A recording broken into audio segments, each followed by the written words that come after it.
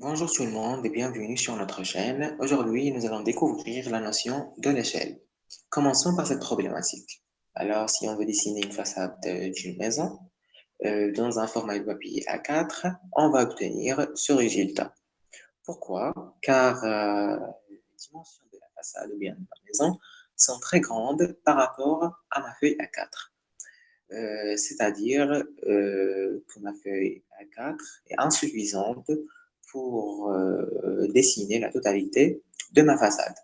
Donc, je suis obligé de rétrécir ma façade pour qu'elle puisse rentrer dans ma feuille. Mais en appliquant cette opération, je risque de perdre les proportions de ma maison. Pour éviter le problème dans la problématique, on doit utiliser une échelle. Une échelle, c'est quoi? Une échelle est le rapport entre la mesure d'un objet réel et la mesure de sa représentation. Cette représentation peut être une carte géographique, une maquette, un plan, etc.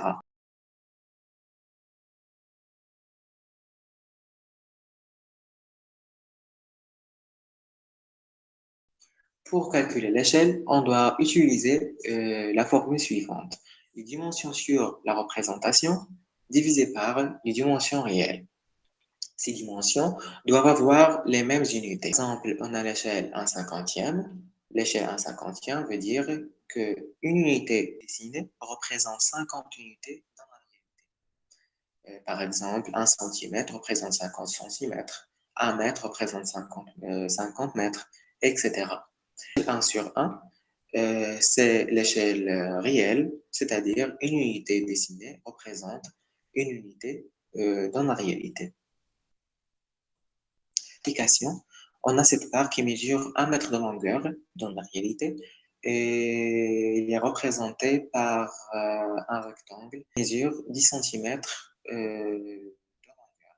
Pour calculer l'échelle de représentation, on doit utiliser la formule précédente, c'est-à-dire les dimensions sur plan dessinées divisées par les dimensions réelles, notant soit en compte les mêmes unités. Donc, l'échelle de la représentation de cette barre est 1/10. C'est-à-dire 1 centimètre représente 10 centimètres dans la réalité, ou bien 10 centimètres dessinés représentent 1 mètre.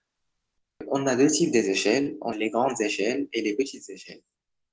Les grandes échelles sont les échelles qui se rapprochent de 1, par exemple 1/10, 1/5, etc. À l'opposé, les petites échelles sont les échelles qui se rapprochent de 0,